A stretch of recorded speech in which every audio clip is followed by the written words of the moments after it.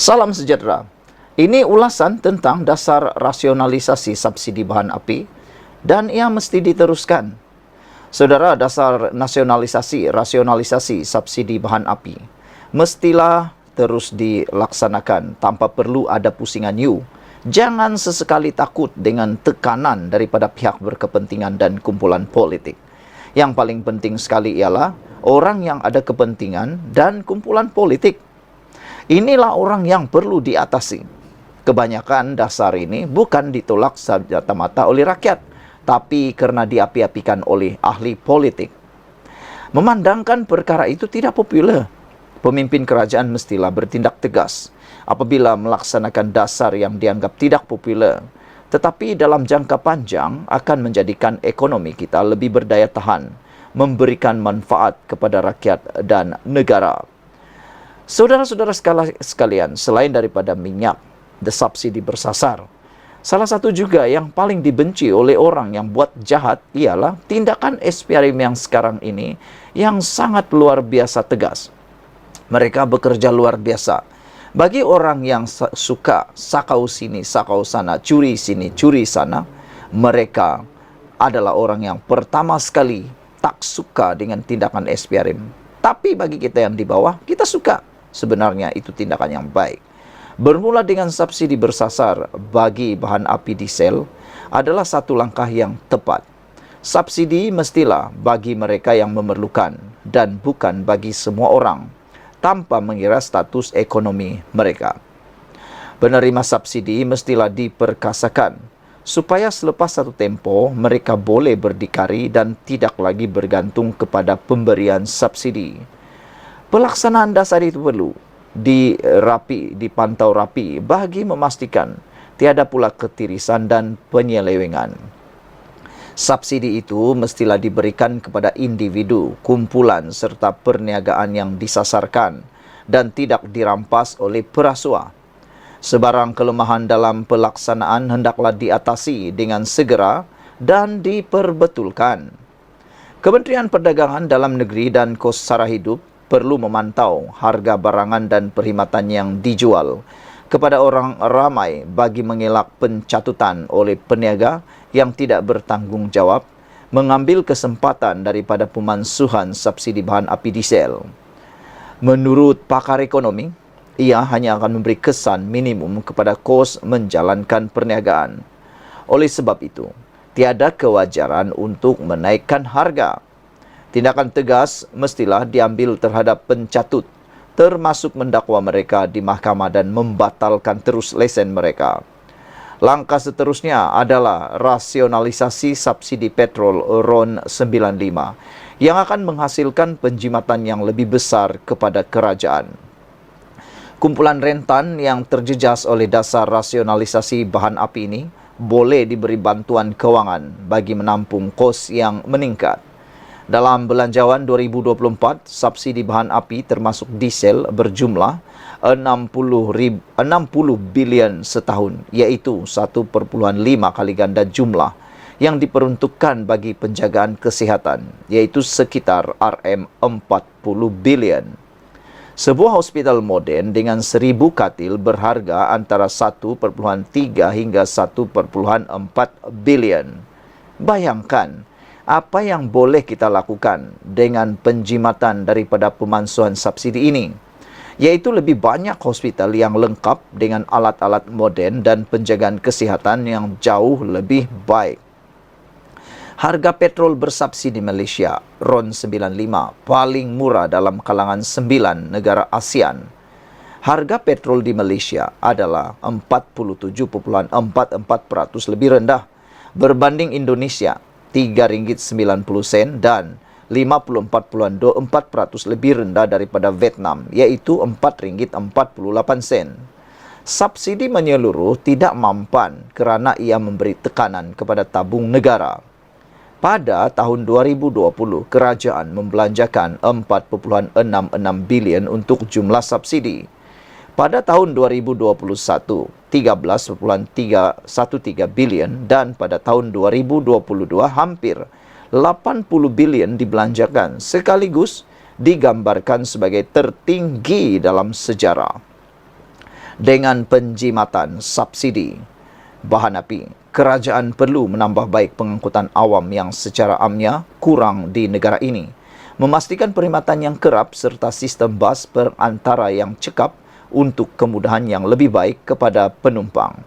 Ini akan mengurangkan bilangan kereta persendirian di jalan raya yang membawa kepada penjimatan tenaga dan mengurangkan pencemaran alam sekitar. Ditulis oleh Muhyiddin Abu Kadir, Presiden Persatuan Pengguna Pulau Pinang. Tulisan ini tidak semestinya mencerminkan pendirian Malaysia kini, dipetik dari Malaysia kini. Sekian untuk kali ini. Jangan lupa tinggalkan komen Anda. Bye-bye. Salam sejahtera. Terima kasih kerana bersama dengan saya di Nazlin Unity Channel. Isu yang paling hangat dalam channel ini kemarin ialah berkaitan dengan pencen, bayaran pencen ahli-ahli parlimen, ADUN dan juga YB Malaysia. Rupa-rupanya mereka ni lepas saja menjadi ahli Dewan Negara atau ahli Dewan Undangan Negeri atau ahli Parlimen, selepas menjadi YB menang pilihan raya, mereka dibayar satu bayaran yang cukup lumayan. Di dalam Malaysia kini, melalui laporan Malaysia kini, mengikut pengiraan di Malaysia kini, bahagian yang paling kita dikejutkan ialah jumlah pendapatan Mahathir Mohamad dan Mukriz luar biasa. Mahathir dibayar sebanyak 23,000 pencen sebulan dan Mukriz Mahathir dibayar 32,000 sebulan untuk pencen mereka. Dan orang yang paling banyak sekali bayaran diperoleh ialah Safi Afdal dengan bayaran mencecah menghampiri RM40,000, hampir-hampir RM40,000 yang ditawarkan atau diberikan kepada Safi Afdal daripada Parti Warisan sebanyak RM40,664. Muhyiddin pula 37,640. Baik, itu isu kemarin.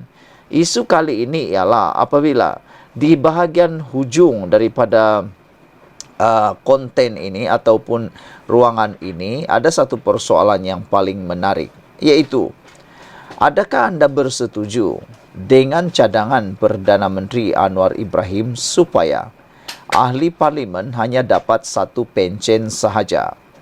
Rupa-rupanya ahli parlimen ini boleh dapat lebih daripada satu pencen.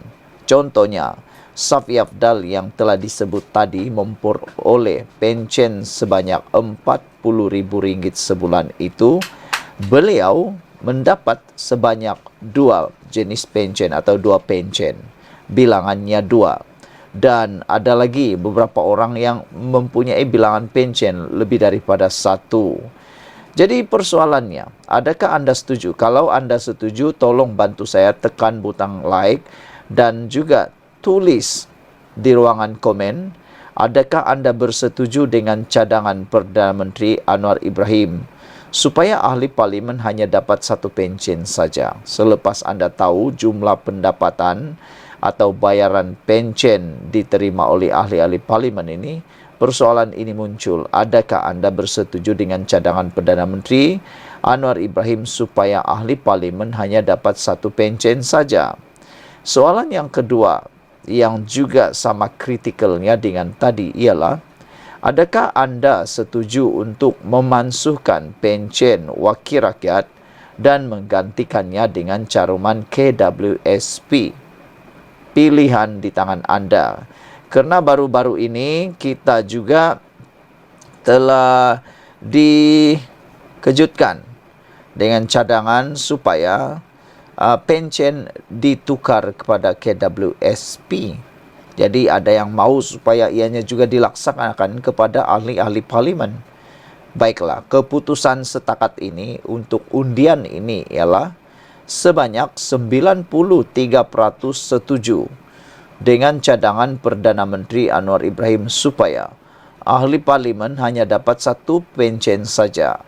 Namun yang mengejutkan kita ialah daripada 2,323 orang yang mengundi, ada 7% yang tidak bersetuju dengan cadangan Anwar Ibrahim. Dengan makna kata, mereka setuju supaya ahli-ahli parlimen ini boleh dapat lebih daripada satu pencen. Manakala soalan kedua, sebanyak 2,451 orang juga telah pun mengundi dan sebahagian besarnya, iaitu sebanyak 96% bersetuju agar pencen dimansuhkan untuk wakil rakyat dan digantikan dengan caruman KWSP. Dan sebanyak 4% lagi daripada mereka tidak bersetuju pemansuhan ini. Dengan kata lain, mereka bersetuju semua ahli parlimen, ahli-ahli politik di Malaysia, YB yang ada di Malaysia, diberikan pencen. 2,451 orang telah pun mengundi. Sekarang, apa pula undian anda? Apa pula pilihan anda? Adakah anda memilih seperti yang dinyatakan? Adakah anda bersetuju dengan cadangan Perdana Menteri Anwar Ibrahim supaya ahli parlimen dapat satu pencen saja? Ataupun anda setuju mereka dapat pelbagai pencen yang lain selain daripada allowance yang lain? Adakah anda setuju untuk memansuhkan pencen wakil rakyat dan menggantikannya dengan caruman KWSP? Itu pun anda boleh tentukan menurut kehendak dan pendapat anda sekalian. Masih banyak lagi yang boleh kita pelajari dalam isu pencen ini, tetapi saya juga suka untuk membacakan kepada anda semua. Ini ialah top 10 bayaran pencen yang paling banyak sekali diterima di Malaysia. Safi Afdal di tangga yang pertama dengan RM40,664 sebulan dengan bilangan pencen sebanyak 2.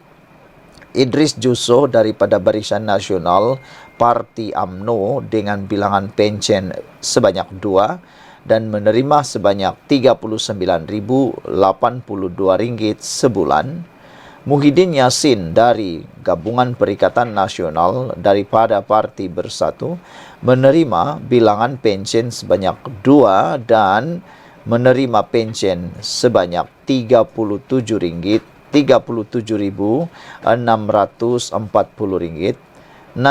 Najib Abdul Razak atau Najib telah pun kehilangan kelayakan. Walau bagaimanapun sebenarnya beliau layak kalau tidak masuk penjara, boleh dapat RM36,963 dan dengan 2 bilangan pencen.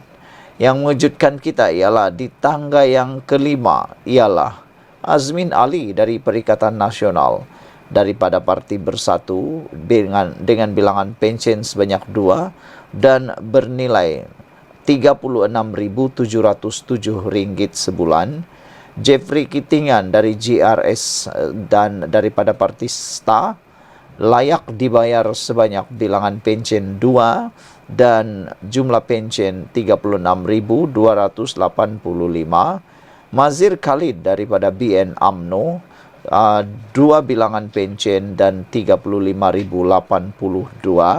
Sahidan Kasim pula daripada PN Parti PAS sebanyak bilangan 2 pencen dibayar RM34,082 dan Aziza Muhammad Dun GRS dengan 2 bilangan pencen dan berjumlah RM33,109 dan di tangga yang ke-10 Johari Abdul dari PHPKR sebanyak 2 bilangan pencen dan RM32,707 sebulan. Jadi saudara-saudara sekalian, setelah anda mengetahui perkara ini, apakah pula pendapat anda dalam undian sebentar tadi? Jangan lupa tinggalkan komen anda, tekan butang subscribe. Kita jumpa lagi. Bye-bye.